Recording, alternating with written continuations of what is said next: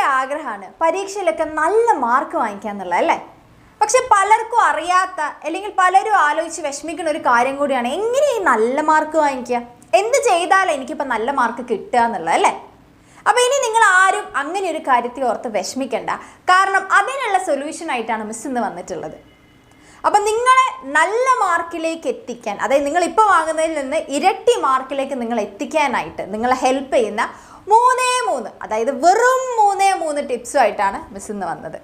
Okay, അപ്പോൾ ഈ വെറും 3 ടിപ്സ് മാത്രം മതി നിങ്ങൾക്ക് മികച്ച വിജയം കൈവരിക്കാൻ. ഇത് മിസ്സിൻ്റെ വെറുതെ പറയല്ല, ഇത് മിസ്സിൻ്റെ പ്രോമിസാണ്. ഓക്കെ, അപ്പോൾ നമ്മുടെ ടിപ്സ് എന്തൊക്കെയാണെന്ന് നോക്കിയാലോ. നമ്മുടെ ആദ്യത്തെ ടിപ്പ് എന്ന് പറയുന്നത്, നിങ്ങൾ നിങ്ങളുടെ ക്ലാസ്സിൽ സ്കൂൾ തുറന്ന ക്ലാസ്സിലേക്ക് അല്ലെങ്കിൽ കയറുന്നതിന് മുൻപായിട്ട് നിങ്ങളൊരു ധാരണ ഉണ്ടാക്കി വയ്ക്കുക. എന്താണ് ഈ വർഷം എനിക്ക് പഠിക്കാനുള്ളത്, എൻ്റെ സിലബസ് എങ്ങനെയാണ്, അല്ലെങ്കിൽ എക്സാംസ് എങ്ങനെയാണ്, ടഫായിരിക്കുമോ, അല്ലെങ്കിൽ ഇപ്പോൾ പൊതുവേ എങ്ങനെ കുറച്ച് ടഫായിട്ടുള്ള സിലബസ് ആണോ, കൂടുതൽ തിയറി ആണോ, പ്രോബ്ലംസ് ആണോ, അങ്ങനെയുള്ള കാര്യങ്ങളൊക്കെ നിങ്ങൾ എന്ത് ചെയ്യുക, ഏകദേശം ഒരു ധാരണ ഉണ്ടാക്കി വയ്ക്കുക. അതിനായിട്ട് നിങ്ങൾക്കിപ്പോൾ യൂട്യൂബ് ഓറിയൻറ്റേഷൻ ക്ലാസ്സസ് ഉണ്ടാവില്ല. അതായത് ഇപ്പോൾ ആ പെർട്ടിക്കുലർ ക്ലാസ്സിൻ്റെ ഓറിയൻറ്റേഷൻ, ഇപ്പോൾ നമ്മളുടെ ആണെങ്കിൽ ഇപ്പോൾ +1 +2 ഒക്കെ ഓറിയൻറ്റേഷൻ നമ്മൾ ചെയ്തിട്ടുണ്ടല്ലേ. അപ്പോൾ അങ്ങനെയുള്ള വീഡിയോസ് റെഫർ ചെയ്ത് കഴിഞ്ഞാൽ നിങ്ങൾക്ക് ഏകദേശം ഐഡിയ കിട്ടും, എന്താണ് ഈ ഒരു വർഷം ഉള്ളത്, എന്താണ് ഈ ഒരു ക്ലാസ്സിൽ പഠിക്കാനുള്ളത് എന്നുള്ളത്, എക്സാംസും മാർക്കുകളൊക്കെ നിങ്ങൾക്ക് മനസ്സിലാവും. അപ്പോൾ അങ്ങനെയാവുന്ന സമയത്ത് നിങ്ങൾ കുറച്ചുകൂടെ പ്രിപ്പയർഡായി എന്താണ് ഇനി വരാൻ പോകുന്നതെന്ന് നിങ്ങൾക്ക് ഓൾറെഡി നിങ്ങൾ മനസ്സിലാക്കി കഴിഞ്ഞു. ഓക്കെ, അപ്പോൾ ഇനിയാണ് നമ്മൾ രണ്ടാമത്തെ ടിപ്പ് എടുക്കേണ്ടത്. അതായത് ഓൾറെഡി മനസ്സിലാക്കി കഴിഞ്ഞ് നിങ്ങൾ ഇനി എന്ത് ചെയ്യണം, ഒരു സ്റ്റഡി പ്ലാൻ, ഒരു പ്രോപ്പറായിട്ടൊരു സ്റ്റഡി പ്ലാൻ കയ്യിൽ പിടിക്കുക എന്നുള്ളത്, കയ്യിൽ കരുതുക. സ്റ്റഡി പ്ലാൻ എന്ന് പറഞ്ഞാൽ മിസ് ഉദ്ദേശിച്ചത് ഇപ്പോൾ ഉദാഹരണത്തിന് ഇപ്പോൾ നിങ്ങളിപ്പോൾ ഓൺ എക്സാം ഏകദേശം ഏതൊരു ടൈമിലായിരിക്കും ഉണ്ടാവുക, അതിനും ഇത്ര ദിവസം മുൻപെങ്കിലും ഞാൻ എൻ്റെ പോർഷൻസ് കവർ ചെയ്തിരിക്കും. ഓക്കെ, എന്നിട്ട് ബാക്കിയുള്ള സമയം റിവിഷൻ ചെയ്യുക, അങ്ങനെയുള്ള കാര്യങ്ങൾ. ഇപ്പോൾ അല്ലെങ്കിൽ ഇപ്പോൾ നിങ്ങൾക്ക് വേണമെങ്കിൽ സെൽഫായിട്ട് ഒരു ടൈം ടേബിളൊക്കെ വെച്ച് ഇപ്പോൾ ഒരു ടൈമും ദിവസവും കൊടുത്ത് ഇത്ര മണിക്കൂർ എന്നൊക്കെയുള്ള രീതിയിൽ ഷെഡ്യൂൾ ചെയ്ത് പഠിക്കാൻ പറ്റുകയാണെങ്കിൽ അത്രയും നല്ലത്. ഇനിയിപ്പോൾ ഇങ്ങനത്തെ പരിപാടിയൊന്നും ചെയ്യാൻ അറിയില്ല അല്ലെങ്കിൽ വയ്യാന്നാണെങ്കിൽ അന്നന്ന് എടുക്കുന്ന ക്ലാസ്സിലെ പോർഷൻസ് എങ്കിലും നിങ്ങൾ പഠിച്ചിരിക്കുന്നെങ്കിലും തീരുമാനിച്ചുറപ്പിക്കുക. ഓക്കെ, ഇനി നമ്മുടെ മൂന്നാമത്തെ ടിപ്പ്, അതായത് ഇങ്ങനെ നിങ്ങൾ പ്രോപ്പറായിട്ട് പഠിച്ചു പോവല്ലേ, ഇനി നിങ്ങൾ മൂന്നാമതായിട്ട് ചെയ്യേണ്ടത് പ്രോപ്പർ റിവിഷനാണ്.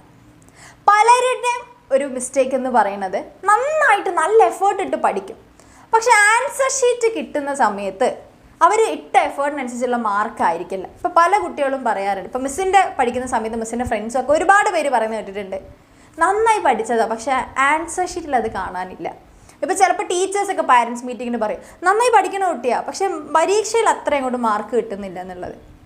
അതൊരു പക്ഷേ നിങ്ങൾ വേണ്ട രീതിയിൽ ആ പഠിച്ച കാര്യങ്ങളെ നിങ്ങൾ റിവൈസ് ചെയ്തിട്ടുണ്ടാവില്ല എന്നുള്ളതായിരിക്കും. ഓക്കെ, നിങ്ങൾക്ക് മാർക്ക് കുറയാനുള്ള ഒരു മെയിൻ കാരണങ്ങളിൽ ഏറ്റവും മെയിനായിട്ടുള്ള ഒന്നെന്ന് പറയുന്നത് പ്രോപ്പർ റിവിഷൻ നിങ്ങൾ പലതിനും കൊടുക്കാത്തതാണ്. ഓക്കെ, അപ്പോൾ നിങ്ങൾ എന്ത് പഠിച്ചു എന്നുള്ളത് നിങ്ങളുടെ ആൻസർ ഷീറ്റിലാണ് കാണിക്കേണ്ടത് അല്ലേ. അപ്പോൾ അതിന് ആ എക്സാമിൻ്റെ പാറ്റേണിൽ നിങ്ങൾ റിവിഷൻ നടത്തണം എന്നുള്ളതാണ്. ഇപ്പോൾ മിസ് ഉദ്ദേശം എന്താണെന്ന് വെച്ച് കഴിഞ്ഞാൽ, ഇപ്പം നിങ്ങളിപ്പോൾ റിവിഷൻ ആണെന്ന് പറഞ്ഞിട്ട് ആദ്യമേ പഠിച്ച സാധനങ്ങൾ വീണ്ടും എങ്ങനെയാണോ ആദ്യം പഠിച്ചത് അതേപോലെ തന്നെ വീണ്ടും പഠിക്കരുത്. ഉദാഹരണത്തിന് നിങ്ങളിപ്പോൾ ബിസിനസ് സ്റ്റഡീസ് തിയറി പേപ്പർ വായിച്ചു പഠിച്ചു, ഇനി റിവിഷൻ എന്ന് പറഞ്ഞ് വീണ്ടും അതെടുത്ത് വായിച്ചു പഠിക്കുന്നതിൽ അർത്ഥമില്ല.